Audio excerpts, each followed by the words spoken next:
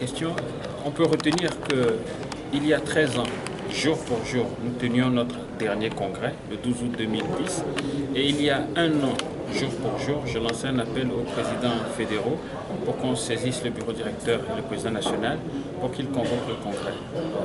Un an après, jour pour jour, nous nous sommes retrouvés aujourd'hui pour tenir ce congrès, et donc c'est un sentiment de satisfaction qui m'anime, et j'espère que de ce congrès maintenant nous allons nous rassembler, tous ceux avec qui nous avions peut-être des divergences de vues sur la méthodologie à suivre et tout, qui vont rentrer dans les rangs et que nous allons travailler ensemble pour poursuivre cette œuvre qui est celle de l'édification d'une nation avec la touche applaudie pour faire de notre pays l'or de l'humanité. L'Union des forces de changement se donne un peu d'énergie.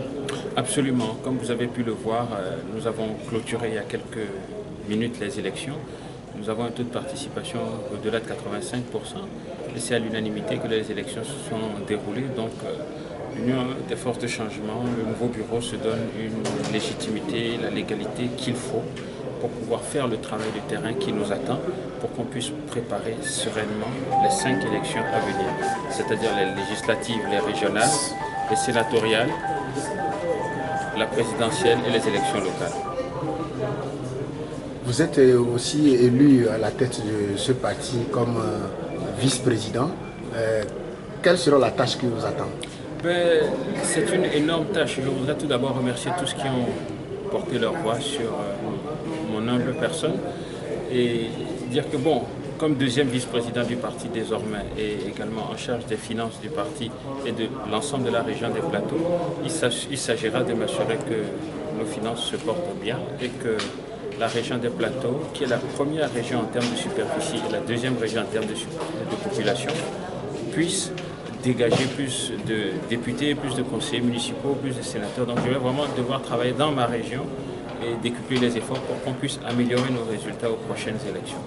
Le nouveau bureau se donne comme priorité quoi? La priorité c'est d'institutionnaliser le parti pour en faire un parti bien organisé, un parti bien géré et de préparer les élections à venir. Il y a bien entendu d'autres priorités, mais de notre point de vue à cette étape-ci, ce sont les deux priorités que je peux partager avec vous en attendant. Une dernière question, comment se porte J.Chris Olympio? Le président Olympio se porte très bien, il est à Paris en ce moment et il va bien. Depuis qu'il a donné l'autorisation pour qu'on puisse tenir le congrès, il a pu donc sereinement se rendre en France et nous nous occupons de faire ce qu'il y a à faire. Il va très bien. Vous avez sa bénédiction? Bien sûr. S'il a autorisé le congrès lui-même. Donc c'est pourquoi ça a pris un peu de temps puisqu'il y avait un certain nombre d'étapes à franchir. Et ayant eu son onction maintenant, nous avons pu, comme vous avez le voir, rassembler tout le monde et tenir ce congrès-là en bonne et due forme.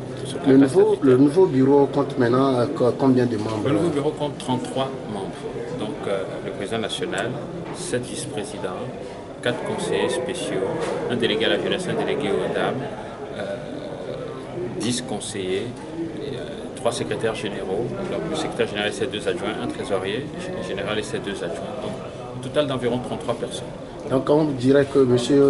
J.Chris Olympio est encore reconduit. Il est reconduit, bien entendu, ça va de soi. Il est reconduit en tant que... Il est président du parti.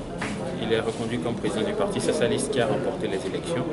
Donc il est reconduit. Nous allons continuer à travailler comme nous l'avons toujours fait, en gardant une main tendue vers tous ceux avec qui nous avons eu des divergences de vues ou d'opinions. Je les invite à rentrer à la maison ou à rentrer dans les rangs pour qu'on travaille. Pas de rancœur, il n'y a pas de rancune, il n'y a pas de vengeance. Nous cherchons, il y a beaucoup de travail à faire et nous avons besoin de la contribution de tout un chacun pour faire ce travail-là. Et donc c'est l'occasion de lancer un appel à tous ceux qui sont en marge du processus pour que maintenant que la base a tranché et que le président national a tranché, on puisse continuer à cheminer ensemble comme ça doit être le cas dans n'importe quel autre parti. Merci. C'est moi qui vous remercie.